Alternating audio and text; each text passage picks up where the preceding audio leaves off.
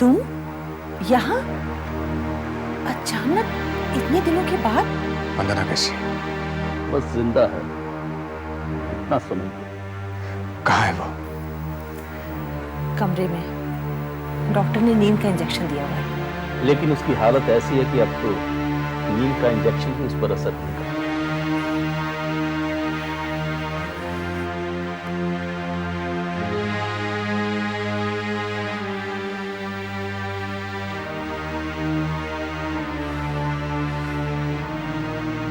बहुत बड़ी गलती की मैंने। गलती? कैसी गलती? मुझे आप लोगों को पहले ही चौकन्ना कर देना चाहिए था। दरअसल वंदना ने इससे पहले भी आत्महत्या करने की कोशिश की थी।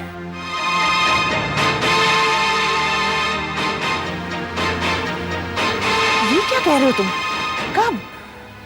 जिस दिन पंकज ने उससे सगाई करने से इनकार कर दिया। पंकज से मिलने के बाद उसने ऊंची बिल्डिंग से कूदकर जान देने की कोशिश की थी।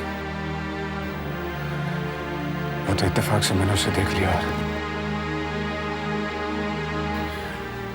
वंदना ने मुझसे वादा लिया था कि इस बारे में मैं आप लोगों को कुछ न बताऊं। लेकिन मुझे नहीं पता था कि वो दोबारा अपनी जान देने की कोशिश करेगी। ये तो भगवान का लाख लाख शुक्र है कि उसकी जान बच गई, वरना वरना वो तो जीना ही नहीं चाहती। नहीं, उसे जीना होगा। हम सब के लिए उसे जीना होगा।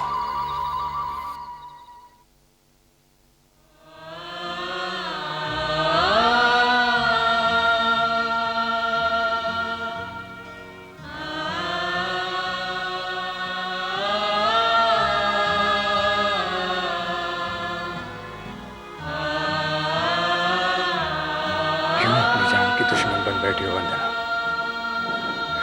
अगर तुम्हें कुछ हो जाता तो अंकल आंटी और मेरा क्या होता? तुम जियोगी वंदना, तुम्हें जीना होगा। अब मरेगा तो वो मेरे हाथों जिसने तुम्हें यहां तक पहुंचाया है। आरडी, आपने मुझे बुलाया? हाँ बोलिए, क्या काम है? कल रिलीज हुई फिल्म की स्टोरी डिस्कस करनी है मुझे आपसे। बैठिए आप। कुछ चाय पानी ठंडा कुछ लेंगी आप? आपकी क्या सेवा करूं? आरडी, आप कभी सीधी तरह से बात नहीं कर सकते? मुझे बात करने का तरीका सिखाने की बजाय खुद काम करने का तरीका सीखो भारती। What happened, RD? ये देखो, ये रिपोर्ट तुमने आरएम ऑफिस भेजी है। ऐसे बनाई जाती रिपोर्ट? लेकिन आरडी, रिपोर्ट तैयार करके चेक करने के लिए मैंने आपको दी थी, और अगर कोई मिस्टेक्स थी तो... शट अप। क्या शट अप? मुझे सिखाने की कोशिश मत करो, खुद ढंग से काम करना सीख लो भारती। इतनी गलतियां रिपोर्ट में? RD, after all I am a human being, और ऐसी गलती किसी से भी हो सकती है। कंपनी गलतियां करने की सैलरी देती है तुम्हें? तुम्हारी गलतियों की सजा मुझे भुगतनी पड़ती है। आरएम ऑफिस से यह वार्निंग लेटर मुझे आया है, तुम्हें नहीं।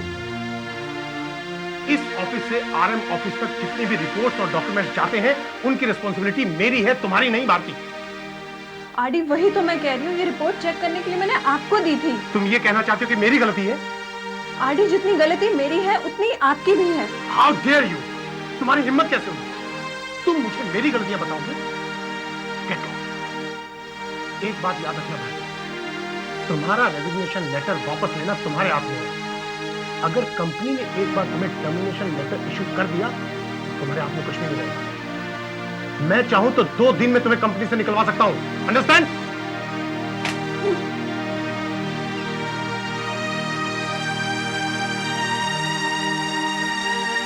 रस्सी जल गई लेकिन बल नहीं गया। ऐसे बिहेव करता है जैसे ये इस कंपनी का मालिक हो और हम सब इसके पर्सनल सर्वेंट। किसी खास काम से बुलाया था आरडी ने तुम्हें? हाँ, ये कहने के लिए बुलाया था कि अगर वो चाहे तो मुझे 2 दिन में इस नौकरी से निकलवा सकता है।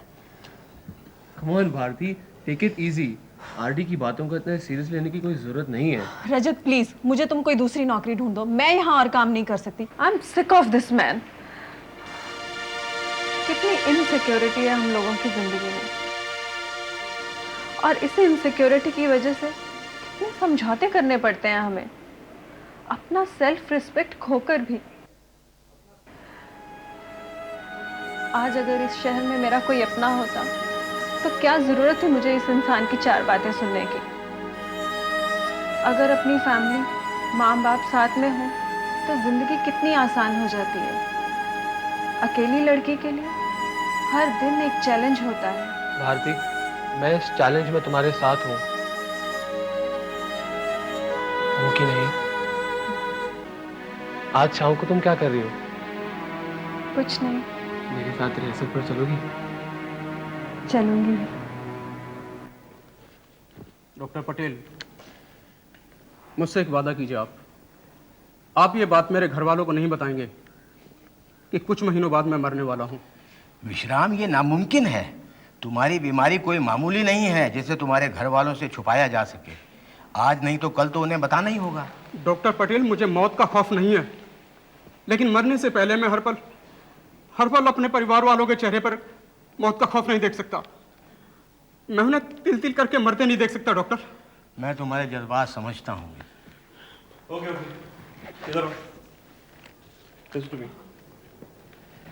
नहीं प्रदीप, अभी भी तुम्हारे डायलॉग बिल्कुल प्लेन जा रहे हैं। इस सीन में मुझे तुम्हारे कैरेक्टर की लाइफ का पूरा पैथोस चाहिए। फील इट, अंदर से महसूस करके बोलो। भाई, ऑडियंस को लगना चाहिए कि यह आदमी कुछ महीनों में मरने वाला है। ओके सर, दोबारा कर लेते। Will do it later. Rajan साहब, आप जरा इनके साथ बैठ के वर्कआउट कर लीजिए। रजत, मधु, सेकंड सीन का फर्स्ट एक्ट करते हैं। चलो। I am ready.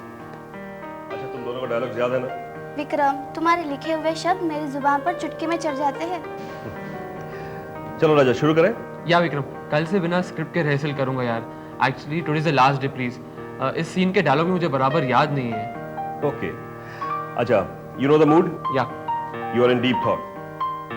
और मधु, तुम एंटर करना, इस तरफ से एंटर करना। एंटर किया, look at him quietly for some time, wait किया, थोड़ा सोचा, फिर धीरे से रजत के कंधे पर जाके हाथ रखा। ओके? और रजत, तब तक तुम्हारा ध्यान इसकी तरफ नहीं है, राइट? अभिमन्यु, इतने परेशान क्यों हो? मलिका, तुम कब आई मलिका? जब तुम दुनिया से बेखबर अपने भविष्य की कल्पनाओं में डूबे हो तब। मलिका, वो कल्पनाएं अब मुझे मेरे ख्वाबों और ख्यालों से अलग एक ऐसी दुनिया में ले जाती हैं जहां मैं खुद को एक अंधेरी सीलन और सड़न भरी सुरंग में छटपटाते पाता हूँ। मुझे ऐसे लगता है जैसे मेरा सारा वजूद उस सुरंग की दीवारों में टकरा कर दम तोड़ रहा है। मैं मर जाना चाहता हूँ मलिका, लेकिन उस अंधेरी दुनिया में मौत का उजाला भी आने को कतराता है और मैं घुट घुट कर जीने को मजबूर हूँ मलिका। नहीं अभिमन्यु, अगर तुम्हारी इस परेशानी की वजह मैं हूँ तो मैं आज और अभी हमेशा हमेशा के लिए तुम्हारी जिंदगी से जाने को तैयार हूँ। फिर क्या जी पाओगी मुझसे दूर रहकर? अगर हालात हमें एक दूसरे के करीब आने से रोक रहे हैं तो? मलिका, हालात नहीं, मेरे अपने माँ बाप, मेरे घर वाले, मेरे अपनों ने मेरे लिए चक्रव्यूह सा रच दिया है। क्या इसीलिए बचपन में मेरा नाम अभिमन्यु रखा गया था? मैं उसी अभिमन्यु की तरह चक्रव्यूह से निकलने का रास्ता नहीं जानता Mallika. Yes yes, this is what I wanted. Excellent Rajat, very good. ये हमारी कहानी का टर्निंग पॉइंट है। यहां ऑडियंस की क्यूरियोसिटी एकदम पीक पर होगी कि अब अभिमन्यु का क्या होगा। क्या वो अपने घर वालों का फैसला मंजूर करेगा या फिर अपने दिल की आवाज सुनेगा? क्यों भारती, तुम्हें क्या लगता है? मेरे ख्याल से तो अभिमन्यु अपने घर वालों से विद्रोह करके अपने दिल की आवाज ही सुनेगा। Let's see. Very good.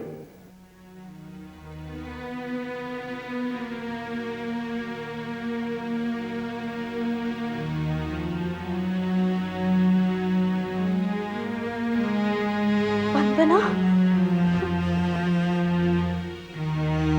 Vandana, Vandana, तू पागल है क्या? स्टूपिड इडियट, ये क्या किया तूने? हाँ, मेरी तरफ देख। वंदना, वंदना, बात कर मुझसे। मुझसे भी नाराज है तू? इडियट। आंटी अंकल के बारे में तो सोचा होता, तेरे अलावा और कौन है उनका? वंदना, प्लीज वंदना, प्लीज। कुछ नहीं बोलेगी तू? कुछ नहीं कहना है तुझे? इतना प्यार करती है तू भैया से कि उनके लिए? नहीं वंदना, ये भैया की बदकिस्मती है कि वो तेरे प्यार को नहीं समझ सके। तुझे ठुकरा कर उन्होंने अपनी जिंदगी की सबसे बड़ी भूल की है वंदना। वो नहीं जानते सच्चा प्यार करने वाला 7 जन्मों में बस एक बार मिलता है, बार बार नहीं। प्यार के लिए जान देना हर किसी के बस की बात नहीं वंदना। आज मुझे भैया की किस्मत और उनकी अक्ल दोनों पर अफसोस हो रहा है। वो तेरा प्यार नहीं समझ सके। आज मैं तुझसे कहती हूँ, भैया तेरे प्यार के लायक नहीं। He doesn't deserve you. He doesn't deserve you.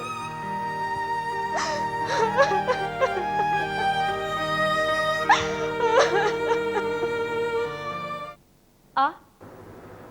बादल,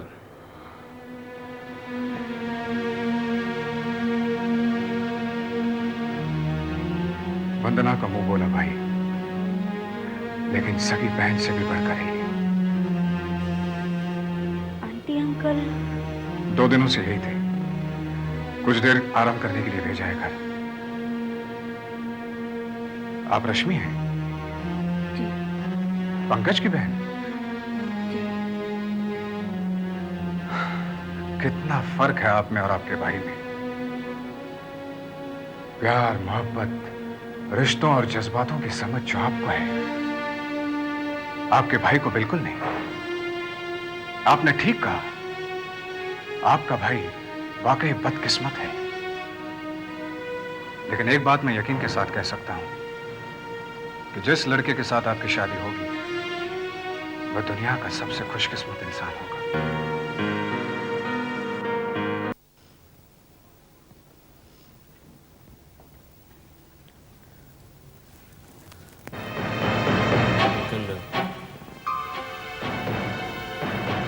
अब क्या लेने आए हो? अंकल मैं देखने आए हो कि वंदना मरी है कि नहीं? प्लीज अंकल ऐसा मत कहिए। दफा हो जाओ यहां से अपनी मनहूस शक्ल लेकर। प्लीज अंकल, मैं सिर्फ एक बार वंदना से मिलना चाहता हूं। किस लिए? किस लिए मिलना चाहते हो? अब बाकी बचा क्या है मिलने के लिए? क्यों उसके सामने आकर उसके जख्मों पर नमक छिड़कना चाहते हो? उसे इस हालत में पहुंचाकर अभी भी तुम्हें चैन नहीं मिला? अंकल मैंने कभी भी नहीं चाहा था। मैं जानता हूं तुमने क्या चाहा था और क्या नहीं चाहा था। अंकल मेरा एक बार वंदना से मिलना बहुत जरूरी है, प्लीज। हद होती है बेशर्मी और कमीनेपन की।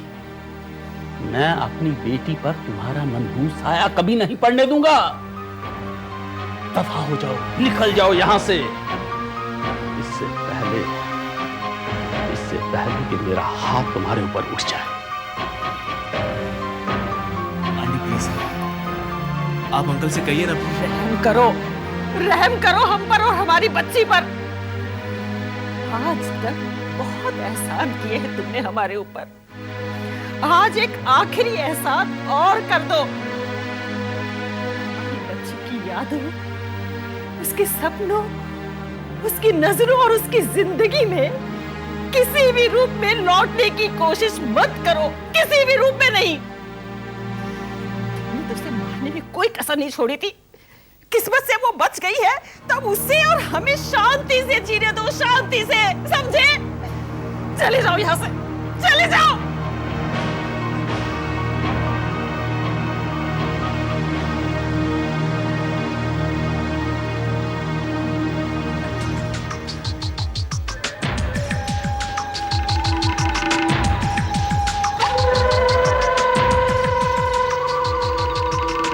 जीना तो मैं मुश्किल करूंगा पंकज वशिष्ठ।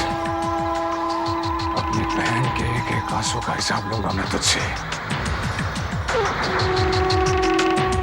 कोई खेल ही दुनिया में जो इंसान खेल सका है, कोई खेल ही दुनिया में जो इंसान खेल सका है।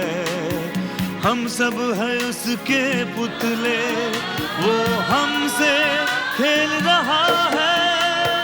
जाने अनजाने हुए अपने बेगाने हुए, छोटी सी भूल हुई बड़े अफसाने हुए।